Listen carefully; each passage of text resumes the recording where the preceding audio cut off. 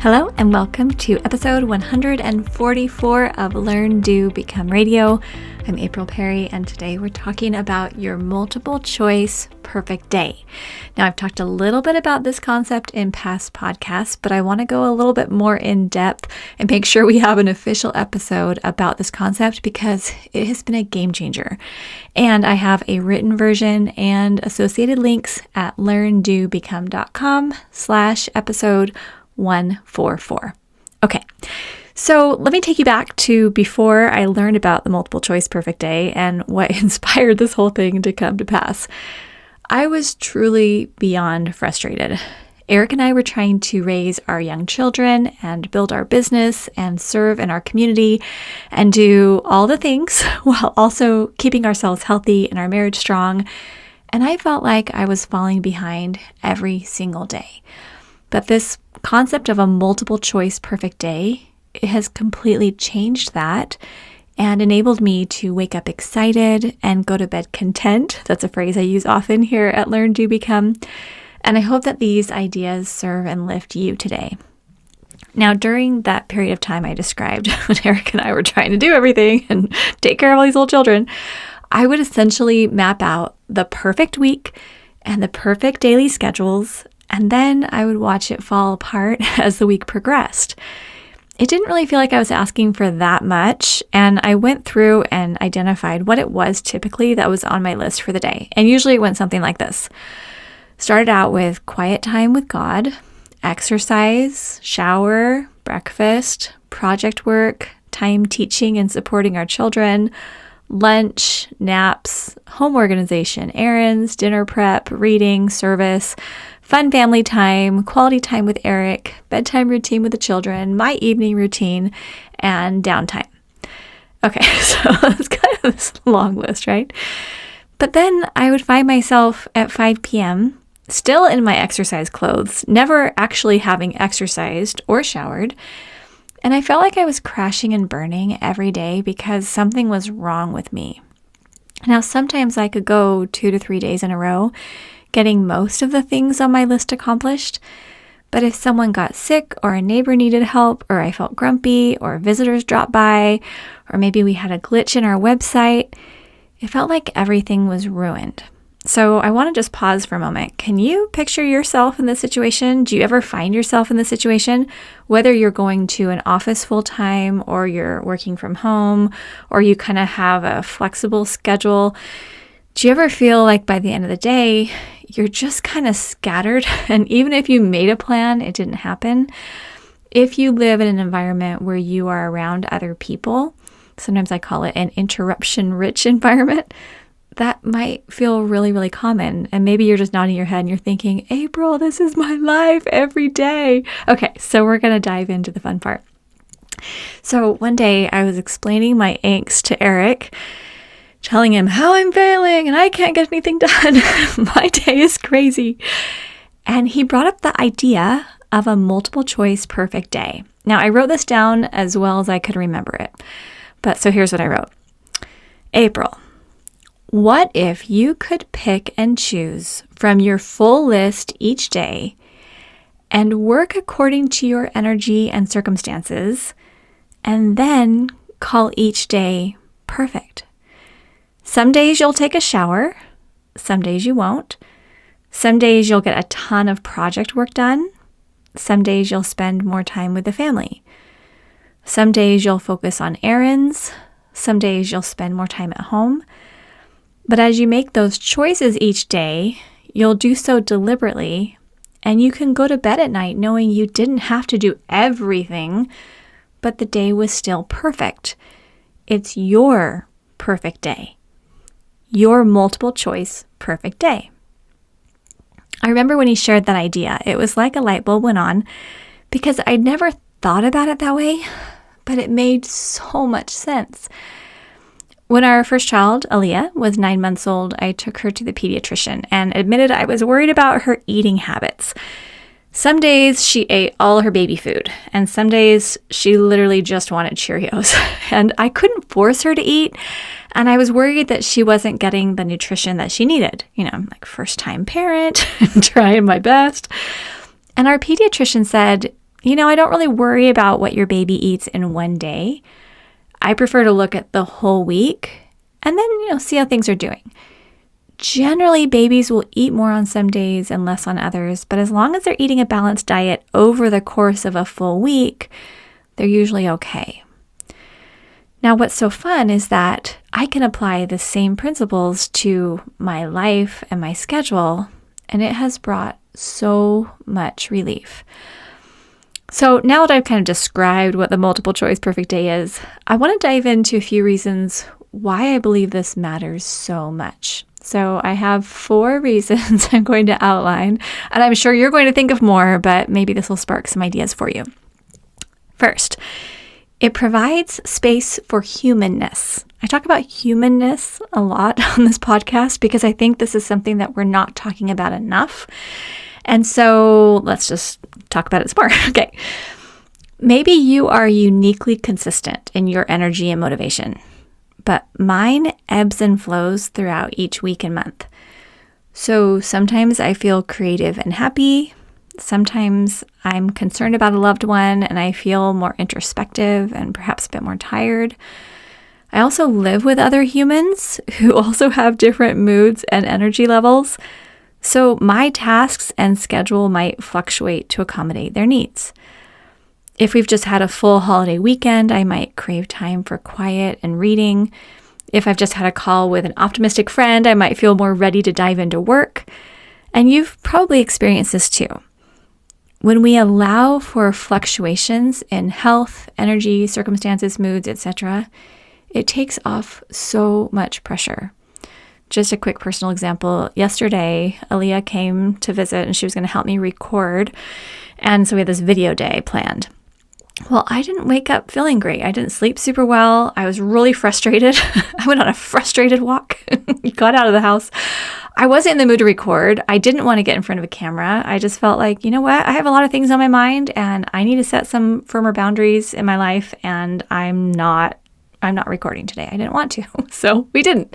We had a different meeting and got some other things done. And I think we're going to record tomorrow, but it's okay. I'm giving myself that ability, that space to be human. Now, yes, we still need to get some things done. Yes, I still want to be able to move forward with my goals and responsibilities and things like that. But it is 100% possible to get the right things done and still acknowledge and make room for the fact that we're human. Okay, second thing on my list, having a multiple choice perfect day honors the beauty that's present in every day. Prior to my multiple choice perfect days, I tended to focus on what I lacked. And it was easy to see how many items were left off my list or how many routines I failed to complete. But when I changed my perspective and I got to hit the perfect level every day, whether or not my lists were finished, I didn't see interruptions as a problem. And I started feeling more fulfilled by the unexpected surprises. For example, if our younger children wanted me to watch them perform the play or the little musical number that they'd been practicing all morning, I could be there and I could be present for it. We had this video where they found the song "You Are My Sunshine." And I think Spencer was maybe 3 and Aaliyah, I think, was 11. So we had 4 children. Ethan, okay, so we had 11 was Aaliyah, Grace was 9, Ethan was 8, and then, Spencer was like 3 or 4. And they put on these matching outfits. The boys matched, the girls matched. They put on sunglasses, and then they each had a stuffed animal in their arms. And they have this full dance to "You Are My Sunshine." Okay, I laugh every time I see it because they are so cute, and Spencer's totally going the wrong way, and they're running in circles, but they were very coordinated, and they had worked hard on it. And it's one of my most treasured videos because it was like, it just embodies that childhood. Hey, let's make up a dance for mom. Okay, so fun. I love it so much. I think the song is copyrighted, so I can't put the video on, but it's a treasure. Okay, or another example, let's say an older child wants to open up about what's going on with friends at school. Now you have a chance to actually talk and hear what's going on, because teenagers, from what I've learned, having 4 teenagers, is they don't always want to open up on command. You can't say, okay, we're going to sit down and tell me all your deepest feelings. It usually happens at, kind of random times where they want to talk. So what started happening is because I was seeing my whole day as, hey, it's perfect whether I get my list done or not, I was excited for the opportunity to be with my children rather than quietly resenting the fact that, conquering the list was going to be delayed. One day, our neighbor showed us their new kittens, and we sat in the front yard for 45 minutes holding the kittens, and I'd made some zucchini bread that morning, so we all ate zucchini bread, and we just enjoyed the nice weather sitting on the little lawn with these kittens. Now, that wasn't on our schedule, but it has become one of those cherished memories I'm so glad we made. When I think back to those neighbors and I think back to that period of time, I remember the kittens and the zucchini bread on the front lawn. So I've learned that the most beautiful moments usually aren't planned in advance, but goodness, it's easy to miss them when we feel like we have so much to do. All right, third reason I am in love with the concept of the multiple choice perfect day is because it emphasizes the fact that all things don't have to happen every day. I think that's one of those beliefs that causes a whole lot of anxiety and depression. We feel like, if I can't do everything, I might as well do nothing, right? And it's interesting because we're often taught that the most accomplished people do certain things every single day. And yes, I get it. There are some things like brushing my teeth or connecting with my higher power, drinking water, moving my body, that ideally do happen every day. And I know how satisfying it can be to accomplish daily success streaks as we're working towards our goals. Yes, 100%. And I've used the Streaks app and I think it's super fun. And one time I did Pilates every day for 215 days or something like that. Streaks can be fun. Habits are great. 100%. But when we tightly align success or happiness with those perfect structured schedules filled with undeviating routines, regardless of the needs of the people in our lives, our days become somewhat robotic, with a whole focus on achievement and external rewards. And I certainly lived that way for a long time. And it was like I was chasing this impossible standard. And even if or when I reached that standard, it never felt as good as I thought it would. And it didn't give me the quality of relationships that I craved. One year in particular, I remember that I was really, really focused on my goals. So much that I pretty much ignored all my friends. I didn't go to any events or any parties or lunches.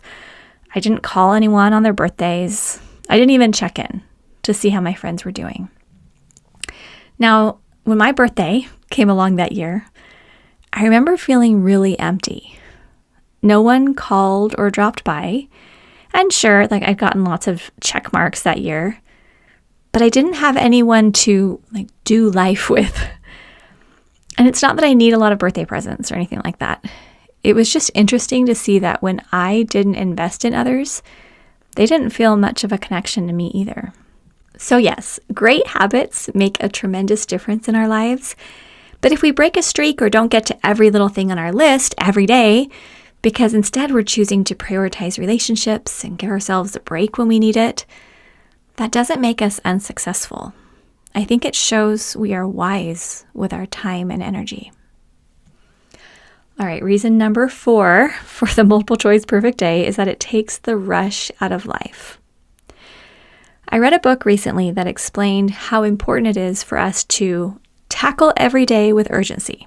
And according to this one author, we need to move quickly, get 3 times as much done as our friends, make sure we're overachievers, and work like crazy to be successful. I don't get upset by many books, but this one really hit me the wrong way. Eric and I were together while I was reading it, and I kept popping my head up and saying, "This book is making me so mad." And I'm like, I don't know if I'm just in a bad mood today or what. And Eric said, well, maybe sleep on it and maybe give it a week and we can talk more about it later. But the next morning I said, no, this book really does bother me. I'm really bothered by this book. And mainly, I think, because I have suffered with that mentality. I lived that mentality for years and years and years. April, be an overachiever. April, work as hard as you can. Come on, keep it going. Get those goals done. trying to get towards this finish line that doesn't even exist and putting my priorities in the wrong places.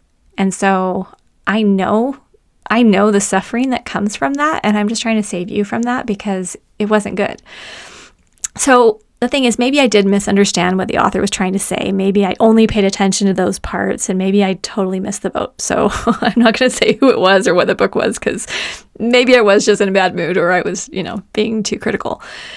But the point is that I don't want to rush through life. And I'm going to share a couple of stories now that will hopefully, offer some perspective. So my mom passed away about 5 years ago. And recently I've been reading through her journals and her task list. She always had something, she called it my book. Got to get my book. And it was just a little journal. She'd buy them at the store for, $5 or something. And that was her planner. So she would just kind of haphazardly write lists and notes and journal items. And so much of it is in shorthand, so we have no idea what she was even saying.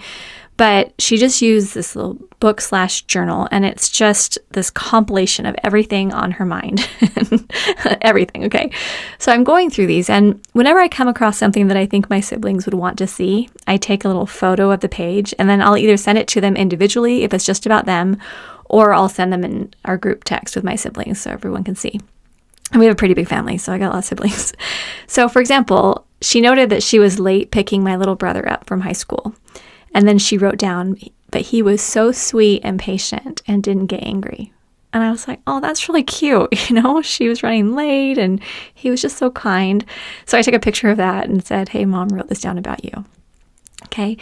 Another one, she wrote down how excited she was. My older sister was flying in for a visit. She wrote it in big letters in her journal. Oh, we're having a visit. I love that. And many days she made lists of the phone calls that she wanted to make. And now as I look at those lists and when I see my name on those lists, I feel so grateful that she prioritized me because I remember those calls. And I would answer the phone and I'd say, hello. And she'd say, April. And I'd say, Mother. And then we would just talk. And she'd let me share everything going on. And she was so good at keeping secrets, so I could tell her anything. So these are these things that mean so much. And all the random notes about picking up paper plates from Costco or replacing the tires or getting her investment portfolio updated, they mean very little to me right now. It's reading what was in her heart and how she was showing love to her people that means the most. So here's one more story. Years ago, our two daughters were 11 and 9. So it was the same time they did You Are My Sunshine, a little dance. It was a fun time. All these little kids, they were so fun. But our two daughters, Aaliyah and Grace, heart attacked our office. And I put a couple pictures here on the post if you want to come to the episode page. So they put lots of little construction paper hearts all over our desk. And the picture, the first picture I show has a bunch of hearts and it says, "You've been heart attacked. Love, Aaliyah and Grace. P.S. Look at your window." Okay. And then they decorated our office window with little sticky notes and messages written with dry erase markers. So they wrote, "Daddy's amazing," and little happy faces and stuff like that on the window. And then Grace wrote me this little letter across 3 sticky notes, and she drew a little picture of me and wrote about how much she appreciated me being her mother. So cute. So the following morning after they did this, it was 6:30 in the morning and I was working on my laptop in my bedroom. And I think sometimes I would just get up early and try to get some work done because Eric and I were trying to work alongside our children and I wanted to get, a few things done before the day got started. So I'm on my laptop in my bedroom and the girls came in and they asked excitedly, "Did you see it?" And I said, "See what?" And they replied, "The Office." And I said, "Oh, no, I haven't been in there yet. I'm just working on a couple of things before I come down to breakfast, so I'll check it in a minute." Now, in hindsight, I would have jumped right up and just ran into that office.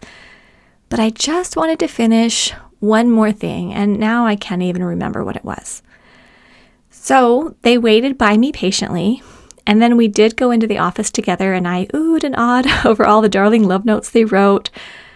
But looking back on it now, my gratitude didn't match the gift.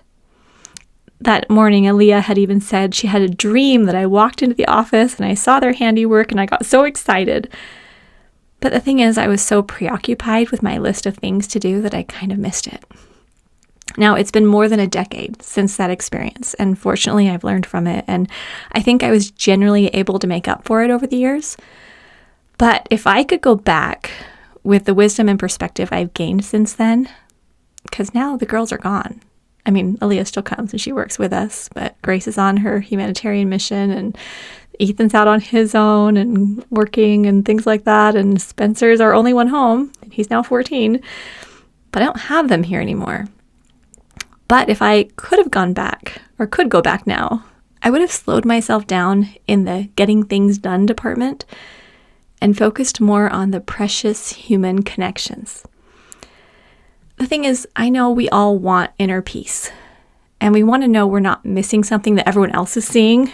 I'm in a lot of, entrepreneurial groups and, clubs and things, and we all want to make sure we're not missing that, what's that new thing, that new technique, that new method, whatever it is, right? We also want to feel successful, and we want to protect ourselves and our families from any threats out there. That's often why we work so hard, right? But often, those who are telling us to go faster and faster and faster don't even have the peace and joy that we're searching for. And yes, having our current projects list that's really focused, having an essential routines list so we have a general idea of what's on our plate and we can review it weekly and we can make sure we're generally getting those things done, and having your full step command central in place will make a huge difference. I am absolutely a proponent of getting our minds organized and creating structure that helps us feel calm.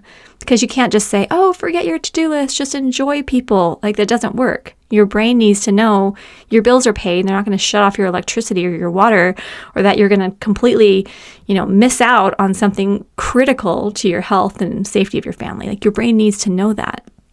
But once you have that command central in place, and you can be calm and know that everything that's, got a deadline is taken care of, the true success is going to come as we live. It comes as we move throughout each day, cherishing the conversations and the opportunities and the moments that really matter. And every box won't always get checked every single day, but every day can certainly be called perfect.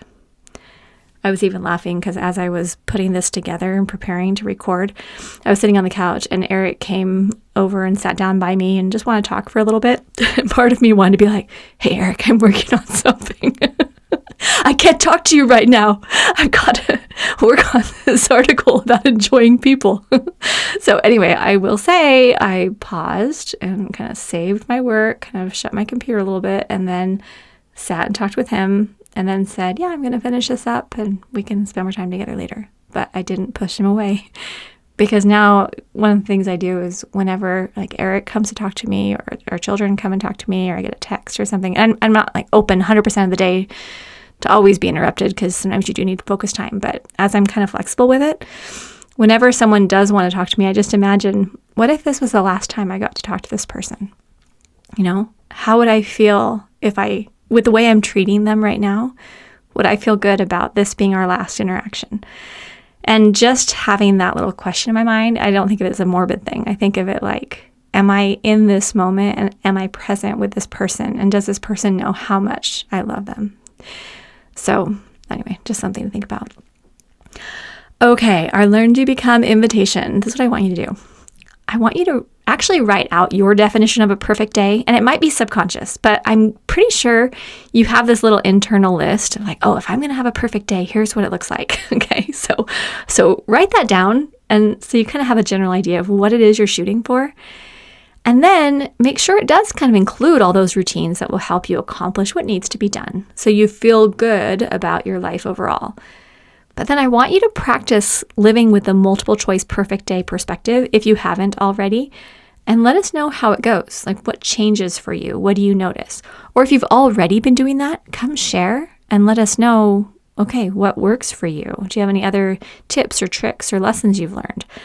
I really want this to be something that the community can work on together.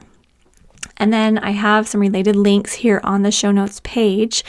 Again, it's learndobecome.com/FDD. episode 144.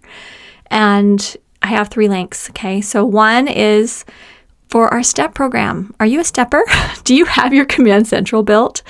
I have a little drawing of someone at a messy desk and then someone with their organized Command Central. And I promise you, if right now you have piles of stuff all over your home or office or your mind feels cluttered, we can solve that for you with your Command Central. And now is a great time to build it. So learndobecome.com/step program, all one word, that shows you what the program is. There's even a link to a free training if you want to attend that. The second link I have on here is about our Arise membership. Eric and I work together each month with our Arise community to help you to achieve balance in these 6 areas. Okay, so it's organization, purpose, finances, family, having a relationship with your higher power, and having mental and physical well-being, health and well-being, okay? So that's what we're working on, and we kind of go, sometimes our topics encompass a few of these categories. Sometimes they're very focused. This month we're talking about having more fun and joy in daily life, and when you come join, you can do the 7-day free trial if you want. It's pretty fun. So come into Arise if you haven't yet, and we would love to get to actually work with you every month and apply what you're learning into your life. And then the third link is to 4 weeks to finished. We've done 2 sessions and we love our community so much. This is where there's like daily coaching on Zoom calls. There's a private Facebook group. It's more small group training that I do each week for 4 weeks. We make the assignments super simple, building the STEP Command Central in 4 weeks. So we're kicking off again September 1st. So put it on your calendar. You'll want to join at least by August, the last day of August, but come in and you can go to learndobecome.com/4, WEEKS/4 weeks to get on the wait list. So I would love for you to do that. And then before I close up, I just want to share this beautiful testimonial that was shared in our Learn, Do, Become community Facebook group. It just made my day. I read it to Eric and I was so excited. And here's what it says. Hey, April, Eric, and the Learn, Do, Become STEP family out there. I joined the community of listeners and followers in 2020 and tried to work parts of the system on my own. I took ideas like a routines list and moving all my info from multiple apps to Evernote and started implementing things I could over the past 2 years. I'd clean out drawers and organize my desk in piles and listen to podcasts for inspiration when I felt stuck on my own. At the beginning of this year, I figured I'd taken the parts of the system as far as I could without knowing the whole machine, and I invested in the STEP program. I've now completed the first 3 modules. It's celebration time because I've got my system up and running. I'm taking it in baby steps, editing April's ideas for what fits in my house, space, and our family lifestyle. I think my mindset has shifted more than my space during this program.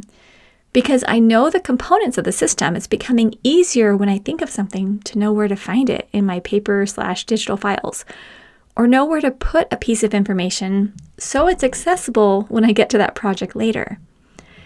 I used to think that you needed a whole afternoon or free weekend to complete a project, but I've moved forward on some projects that have felt overwhelming, like moving 3 kids into 1 bedroom or starting my own Instagram blog, because I now know that 1 step today is worth more than waiting for that free afternoon.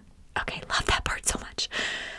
I'm also learning to be less addicted to getting it all done, celebrating little steps and successes, feeling freedom to walk away from projects and work to enjoy time with family and friends, and feeling like I'm making progress and traction even if I can't see the finished result yet. Those have been some fruits from building this system into my life. I'm okay with, at least I moved forward, and that's enough for today. And I don't feel guilty about moving on to rest, recreation, or sleep. I found more balance in this system. Then she said some super nice words, being grateful for the order and grateful for what we've done here. She said it's been calming and encouraging to this recovering perfectionist. Thank you. I still have a ways to go, but I feel inspired, encouraged, and like it's possible with a STEP program. Okay, this brings tears to my eyes because this is what I wish that I had had back in those days when I was just chasing my list every day and wondering how on earth to get it done. And what's been shared here is beautiful. It's that ability to be happy enough with these steps, to prioritize people, to prioritize rest. There are not enough voices talking about how important that is, but not even just how important it is, but how to do it. That's why I'm super passionate about my work. I just had a call with one of my coaches today, and I was just sharing, like, I want to take this out to the world. I want a Command Central on every desk, but I'm not going to sacrifice my family and the calm life that we've created to go crazy to try to get out there to build it. And my coach was so great. She gave me tons of encouragement, and she might even come on the podcast to help share. But she essentially said, April, everything that you're talking about, balance is exactly what you're trying to model and who you are. And it's clearly what matters most to you. Starting to hustle and drive yourself crazy and work like a crazy woman would actually not be congruent with who you are. So I think you need to think about being like that pioneer, being someone who's creating something and modeling for people how to do it when, there is a family, when they want to be able to have a calm life, when they don't want to run themselves ragged and crazy. And I even feel like I shouldn't even be talking about this yet because I still need to process more of it. And I don't know, I feel like I'm being a prima donna or something like that as I talk about it. But I just want you to know that I am sincerely committed to helping you to get yourself organized, to get your life organized, to build your Command Central, and to feel that peace that I know you can feel when your mind is calm and your priorities are in line with your values. I'm sending a huge hug. Again, I have a written version of this and the related links at learndobecome.com/episode 144. I'm sending a huge hug and hope that your day is wonderful. Your multiple choice perfect day. It's going to be perfect. It is perfect. All right, take care. We'll see you soon at learndobecome.com.